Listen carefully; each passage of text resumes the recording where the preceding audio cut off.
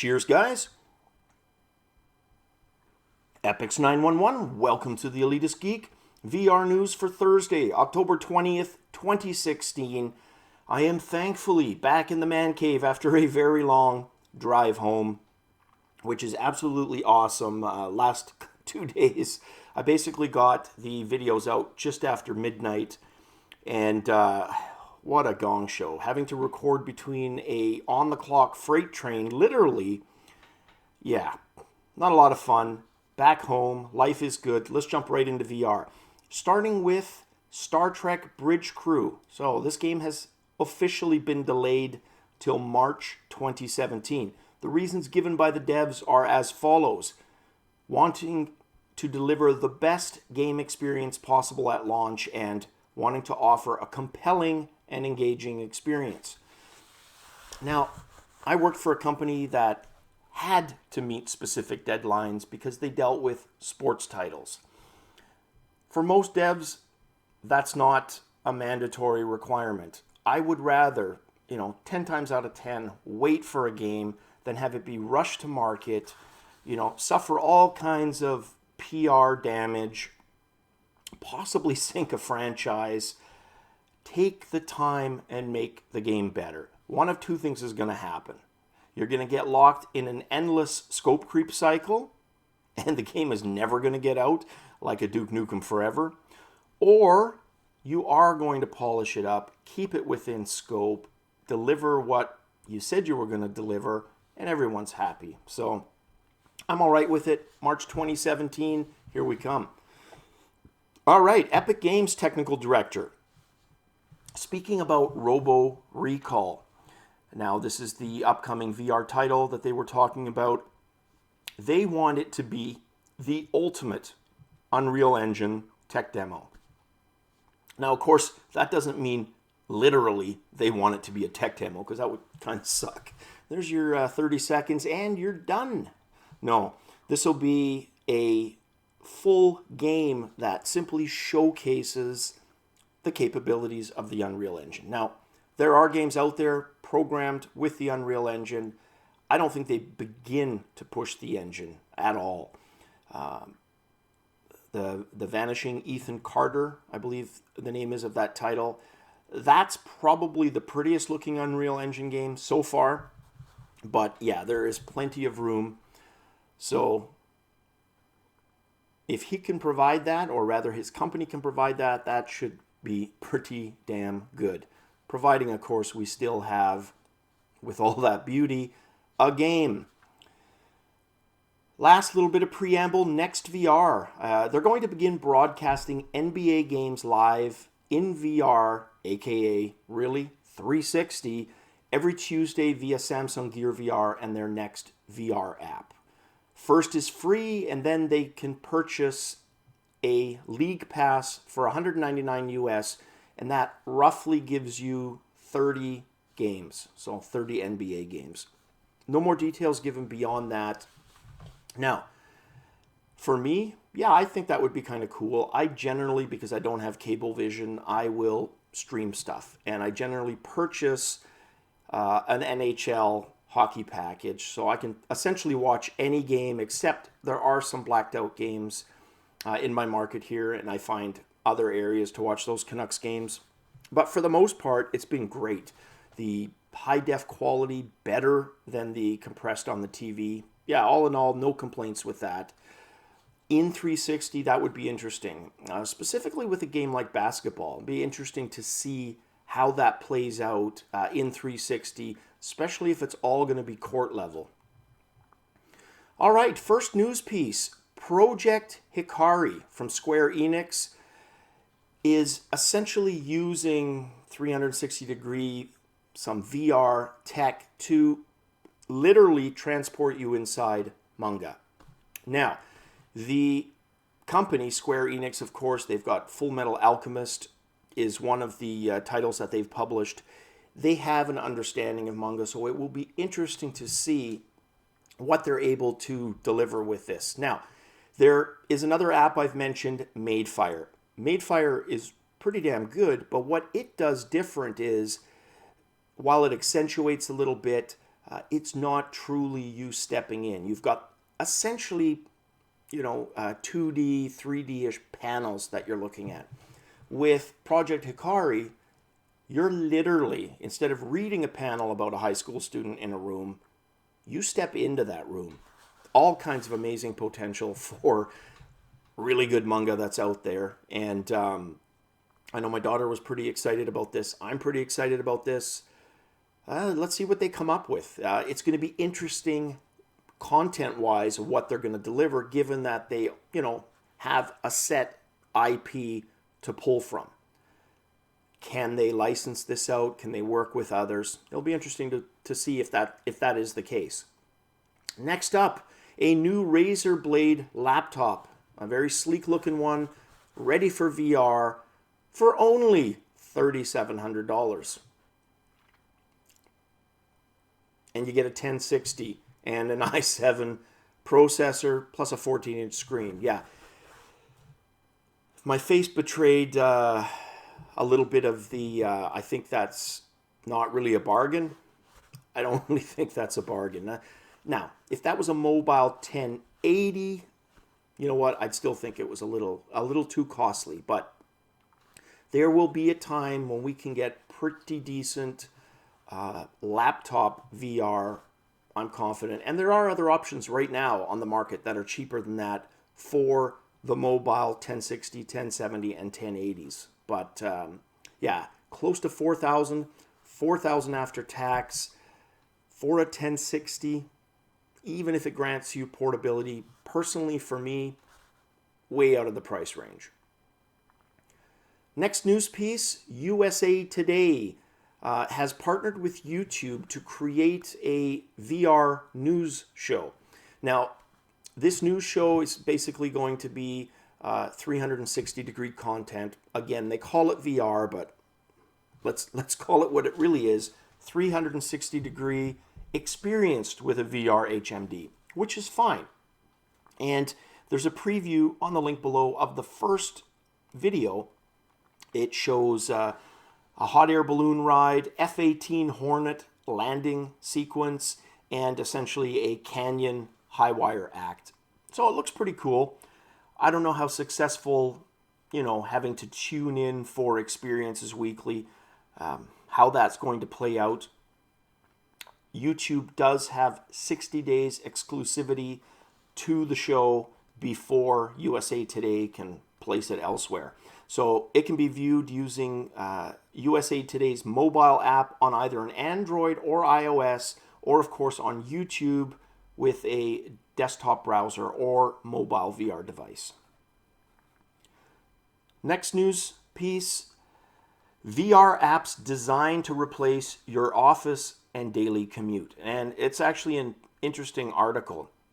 It features Eric Florenzano. He's a VR consultant and game designer who lives in San Francisco, has a company with associates all over the United States.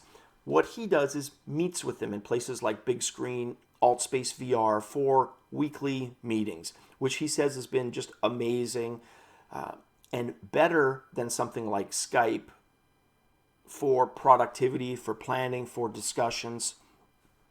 What I would love to see. Now, personally, I work for a very traditional company, bricks and mortar, and English being the language that it is doesn't mean that I actually make bricks and mortar. It's a company that is traditional, right? Has either a retail storefront, warehouse space, etc. And the concept of working from home is pretty alien to a lot of the management. Now, special considerations are obviously sometimes given, but I would love us to get to a point in society where that is acceptable. I remember when I started with the company, 2008, dot matrix printers for everything, no backing up, just essentially a gong show, everything in disarray, and no ability to VPN or hell, even terminal server in. So that was one of the first things I did, was set it up so that you could be productive outside the office. And while it gets used, I don't think it gets used anywhere near its potential. I mean, there's times where, personally, my take on working from home is you can actually be more productive. I know when I worked from home, it was almost not a guilt, but kind of like I didn't want to be perceived as screwing the pooch at home. I think I worked harder than I work in the office, right? Plus with less distractions. So, Eric Florenzano in the article, he's a VR consultant specifically. So this is literally his trade.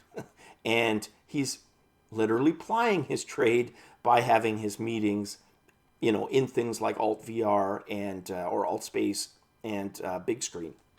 But when we can get to a point where that is socially acceptable, commonplace, because there's exceptions. Obviously, there's people who get to enjoy it, and I hate every single one of you. I'm just kidding. But yeah, I would love on occasion to be able to do that. So check that out. Link below. Next news piece. I thought about putting this one earlier, but it was more to do about the discussion of price in general. So rather than discuss it with the other games, I thought I'd talk about it in the news portion. Now, Robinson The Journey is a game that a lot of us have been waiting for to get released. We now know that on November 8th, it will be available for $60 US. Now, I know it sounds like I harp a lot on, game minutes or hours, and the dollar value of that for the experience or game you purchased.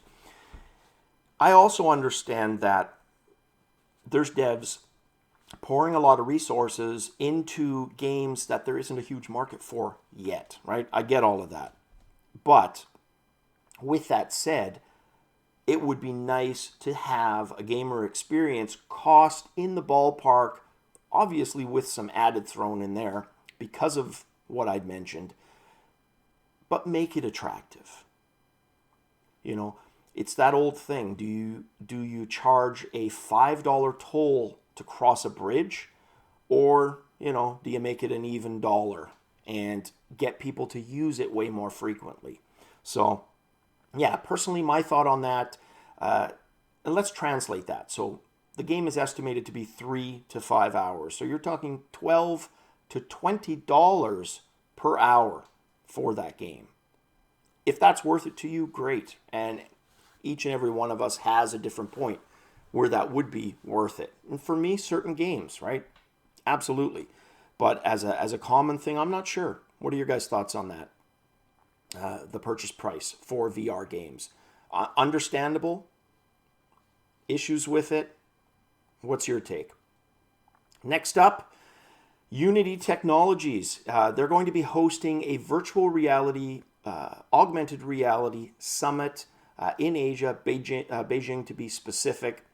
And they're going to also award some awards, among them Best Game, Best Film, Best AR or VR Experience. Those are 2 individual rewards or awards. This is going to filter the Asian finalists, and they will go on to compete globally. So link for that below. Next news piece, PlayStation VR having a major problem according to The Independent. Now, that major problem is the price of its games, and I'd actually meant to put that behind or in tandem with that other article, but that's fine. Let's talk about it just for a second. So the price of games I had commented on a couple of weeks ago. I don't so much have an issue, like I said, unless it's completely ludicrous, like $89 for 10 minutes or an hour or 5 even at that price, right? I'm definitely more tolerant of a higher price for VR because of all those things we talked about, but still within reason. What I would have liked to have seen, and that's where I'm curious, Sony had such a strong independent dev relationship. Just a couple of years ago, I remember, Adam Boy's tweets. It was this indie group, that indie group. Maybe sales haven't been great on these, Sony store. I don't know. But there was a lot of working with indies. For VR, a lot of that seems to have fallen flat. And that's where I think the biggest issue is. Not the pricing of the games themselves necessarily, but not having an affordable price range to choose from. Yeah, there's a handful of titles, $10, $19, but for the most part, it's $24 plus. I would have loved to have seen additional $10, $15, $20 options for VR. And again, where are those titles? So you would think there was ample time to develop them. I don't know what the answer is to that, but I guess time will tell as we near this holiday season. Is some of this going to be forthcoming? Are we going to see more games on Sony PlayStation VR in that price range? Because I think it's a high volume price range. It might not be, the profit margins that they're looking for, but volume-wise, they should be able to recoup much better, in my opinion. All right, the last news piece is an article from Road to VR regarding choosing the right 360-degree VR camera. And it splits them into different segments. So entry level, which is essentially under $500, Samsung Gear 360, Ricoh Theta S, both of which I've talked about on the channel. Mid-range, roughly in the low thousands, $5,000. GoPro Omni plus its GoPro software that comes with it is an example of that. And then, of course, the high end, which includes cameras like the Nokia Ozo, $45,000 range. So you can see there's massive jumps. The jump from entry to mid-range almost as huge as the jump from mid-range to high-end. Now, he does a really good job. Hopefully it's legible, the picture that I've thrown up at full screen. But he's done a really good job of, talking about and discussing the benefits of each of those, i.e. what you give up at a lower tier, what you gain at the higher tiers. So check that article out. Link is below. All right, guys, that is it for the news today. As always, cheers, and definitely catch you on the VR flip side.